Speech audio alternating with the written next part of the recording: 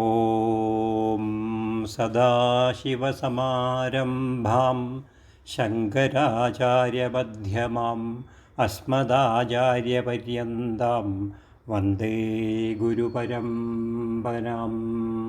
എല്ലാവർക്കും നമസ്കാരം.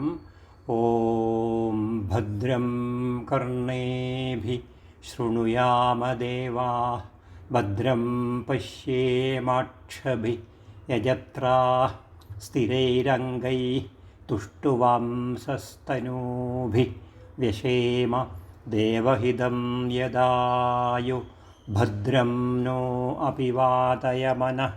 ഓം ശാന്തി ശാന്തി ശാന്തി.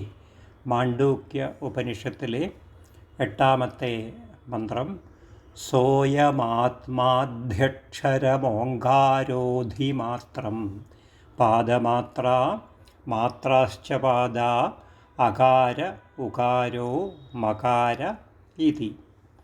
സ അയം ആത്മാ, അപ്രകാരമുള്ള ഈ ആത്മാവ് അധ്യക്ഷരം, അക്ഷരത്തെ അധികരിച്ചു വർദ്ധിക്കുന്നതാകുന്നു.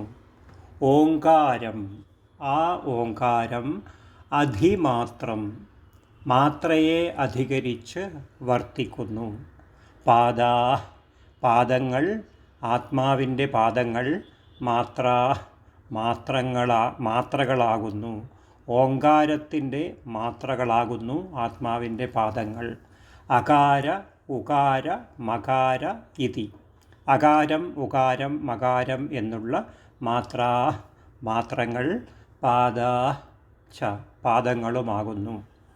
അഭിധേയത്തെ പ്രധാനമാക്കി ഓങ്കാരം 4 പദത്തോടുകൂടി 4 പാദത്തോടുകൂടി 4 പദത്തോടുകൂടിയ ആത്മാവാണെന്ന് പറഞ്ഞു. അങ്ങനെയുള്ള ഈ ആത്മാവ് അഭിധാനത്തെ പ്രധാനമാക്കി വർണ്ണിക്കപ്പെടുമ്പോൾ അക്ഷരത്തിൽ വർത്തിക്കുന്നു. ആ അക്ഷരം എന്നത് ഓങ്കാരമാകുന്നു. അങ്ങനെയുള്ള ഓങ്കാരത്തെ പാദങ്ങളായി വിഭജിക്കുമ്പോൾ മാത്രയെ അധികരിച്ച് വർത്തിക്കുന്നു. ആത്മാവിൻ്റെ പാദങ്ങൾ ഓങ്കാരത്തിൻ്റെ ആ മാത്രകളാകുന്നു. ആ മാത്രകൾ അകാരം ഉകാരം മകാരം എന്നിവയാണ്. ഇവിടെ ഓങ്കാരത്തിൻ്റെ 3 മാത്രകൾ അകാരം ഉകാരം മകാരം, 4ാമത് പാദം തുരീയം ശൂന്യം. അപ്പോൾ 3 പാദങ്ങളെക്കുറിച്ച് മുമ്പ് പറഞ്ഞു. വൈശ്വാനരൻ, തൈജസൻ, പ്രാജ്ഞൻ. ഈ 3 പാദങ്ങൾ, ആത്മാവിൻ്റെ പാദങ്ങൾ 3 മാത്രകൾ ആകുന്നു, ഓങ്കാരത്തിൻ്റെ മാത്രകളാകുന്നു. അപ്പോൾ ആത്മാവ് എന്ന് പറയുമ്പോൾ അത് ഓങ്കാരമാണെന്ന് പറയുന്നു. ആത്മാവ് എന്നത് ഓങ്കാരത്തിൽ അക്ഷരത്തിൽ വർത്തിക്കുന്നു, അക്ഷരത്തിൽ സ്ഥിതി ചെയ്യുന്നു. അങ്ങനെയുള്ള ഈ ഓങ്കാരത്തിൻ്റെ 3 പാദങ്ങൾ ആണ് വൈശ്വാനരനും തൈജസനും പ്രാജ്ഞനും.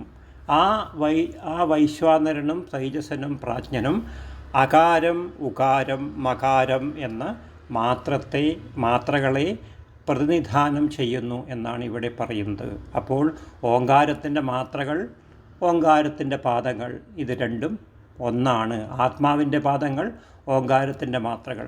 ഓങ്കാരത്തിൻ്റെ 3 മാത്രകൾ, ആത്മാവിൻ്റെ 3 പാദങ്ങൾ ക്രമപ്രകാരമാകുന്നു എന്നാണ് ഈ മന്ത്രത്തിൽ പറയുന്നത്.